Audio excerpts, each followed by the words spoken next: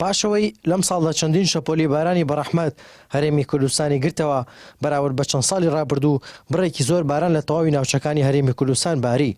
لە گەرمیانیش زیاتر لە 500 میلیمەتر باران باریوە و زۆرێک لە پۆند و بەنداوەکانی سنوورەکە سەرڕێژیان کردو و سوودێکی زۆریشی بە کشتتوکاڵی سنوورەکە گەیاندووە. وڵایی سوپاس بۆ خی گەورە ئەم ساڵ باران ڕێژەکەی باش بووە لە چاو ساڵانی تر. ئەگەر وەکو ساڵانی تر براوردیکەین لە چاو ساڵانی تررا زۆر باشترە. باشە گەنم بەعام ناتوانم بڵم بەعام، بەڵام ناوبەناو هەیە خراپە ناوبەناو. ئیتر دیارە ڕەنگە لە تۆکردنەکەیە کابرا وەکو پێویست نەی کێڵاوێ یان درەنگ کردبێتی یان عەرزەکەی خراپێ ئەوە نا، بەڵام سوپاس بەخوای گەورە زۆربەی گەنمەکان باشن.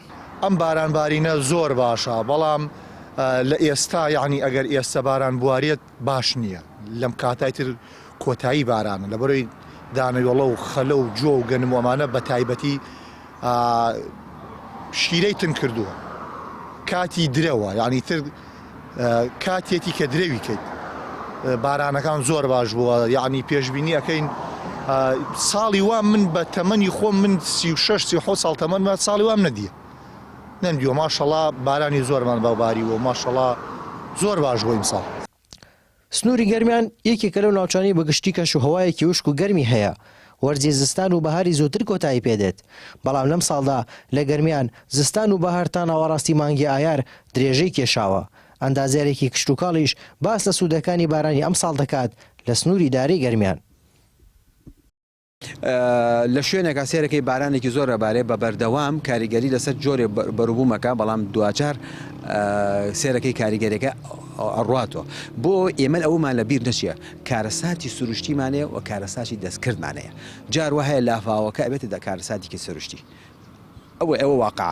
بەڵام زۆر باران زۆر یان سەرمایەکی زۆر گەرمایەکی زۆر ئەمە بەخۆی کاریگەری نەرێنی هەیە لەسەر بەڵێ لەسەر کشتتوکاڵ هەیە لەسەر ئەوانەیە، بەڵام بە شێوەیەکی گشتی ئەتوانین ساڵێکی هاتە ساڵێکی خێر و بەرەکەتە هیچ کێش و گرفتێکمانەیە. بەڵام لەوانەیە لە ناوچەیە بۆ ناوچەیەک جۆرێکی بەروبوومێکی گەنمە جۆیە شتێکی ترە تووشی نەخۆشیەکەتێ ئەمە ئەوە هەیە. بەڵام باران بە شێوەیەکی گشتی ئەگەر بە هاوسەنگی ببارێ و لە سات و کاتی گونجاو بە بڕی گونجاو هیچ کاریگەریەکی خراپی لەسەر بەروبوومی کشتتوکاڵ نابێت.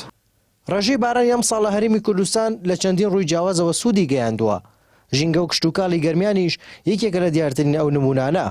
جوتیاران و شارەزایانیش لە سنوورەکە دڵخۆشن بۆ بارانەی ئەم ساڵ ناوچەکەی گرتوتەوە. هارون ڕەشید، کەناڵی ئاسمانی پەیام، گەرمیان.